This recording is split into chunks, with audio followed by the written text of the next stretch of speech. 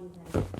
सबैलाई यसलाई पैसा नदेऊ यसलाई नगर त्यससँग माग्न भन्दै भएपछि त त्यसो भइहाल्छ र काठमाडौँ गइन अर्का काम गर्नु किरान गर्नु नगरी नहुने केही थिएन त्यो भन मैले अहिले सफल गरेँ भन्ने त्यो 14 कट्ठा खेत त्यो बेचिले त्यसो गर्दाखेरि हामीलाई त हक चाहिन्न खान्न भनिन भने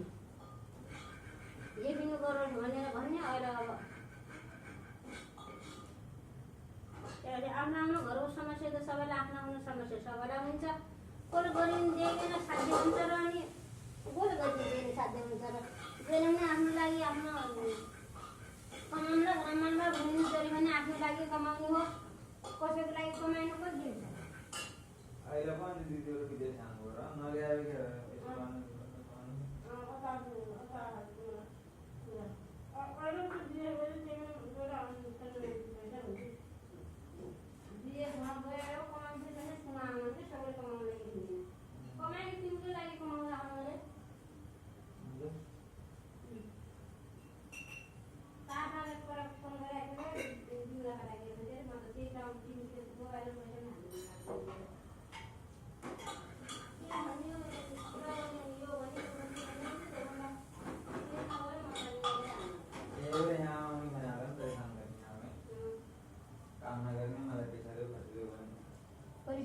आधार कार्ड छैन केही छैन कसले आफ्नो काममा भले आफूलाई त मान्छेलाई हिँ कहिले आराम गरौँ भन्ने मलाई हिँड्छ मान्छेले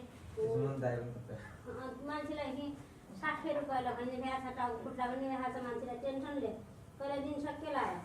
भनिगन त्यसपछि पहिला त्यो पनि अझ उतिमा 60 भन्ने बेला चाहिँ दाइ थपिन अझ जे पनि गरेर आफूले त्यतिखेर म त्यत्रो जग्गा जमिनभरि आफूले खरा गर्ने गरे केही नभए नाङ्गा मेरो साथमा लगाइदिनु आफ्नो शरीरको मर्नु बाँच्नु गर्ने मैले काम गरेँ र फेरि मलाई खिजाया हो अनि भन्यो मलाई म त के गर्नु छ त मेरो यहाँ आफ्नै आङजाङ दुधै भइरहेको छ मान्छेलाई आफै त मर्नु र बाँच्नु हुन्छ भने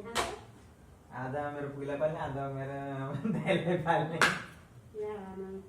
मतलब त्यो चाल्छ भोलि सुनु गएको सहनु ठुलो कमाइले मैले अहिले सुरु गरेको छु भोलि मेरो दुःख बुझिदिनु हुन्थ्यो होइन नि के गर्नु नि के गर्नु अनि सकिन साथी पेरेन्ट लिएर भन्ने काम गरिरहेको छु अनि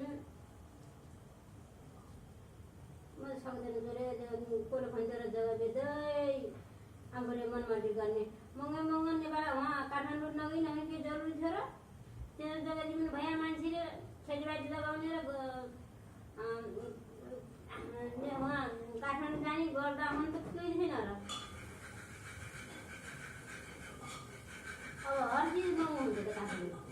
खाने महँगो त्यस्तै छ कपडा किरा महँगो त्यस्तै छ त्यसपछि राम्रो मान्छेलाई हुन्छ गरे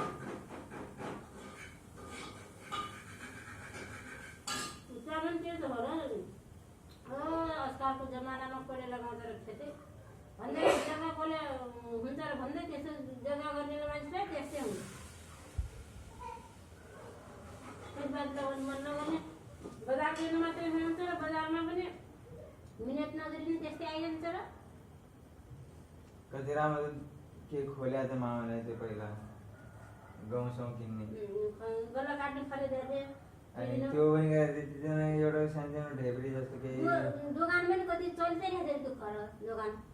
त्यो दुइटै गरे भए त कति राम्रो दिन बसेर आफूलाई गुजारा भत्ता चलिजान्छ अनि जसरी अब तिनी रोकाउटको चलाइ त छ र मिल पनि चलाएका छन् त्यो पनि चलाइरहेछन् मिल त त्यो उसको दामीको हो दिदिन अब खेतीपाती गर्ने 2-4 पैसाको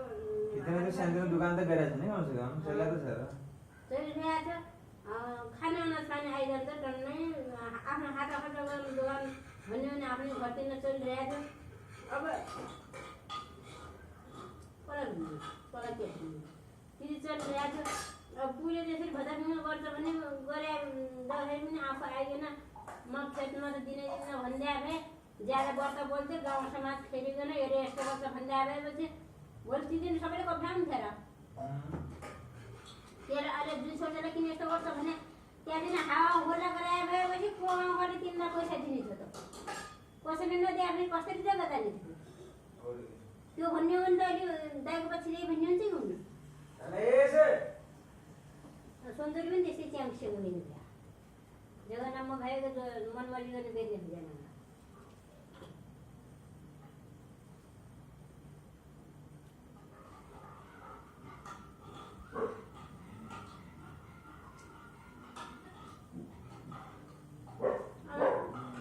बजारमा पनि सिटी छ त बिहान पनि जाऊ अब रोज ड्युटी जानु भन्दा त दुई चार दिन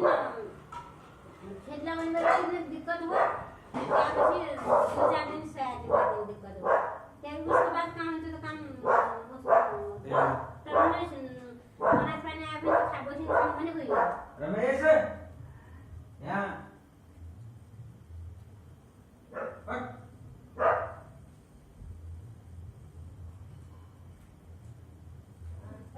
नींबू पानी मांगो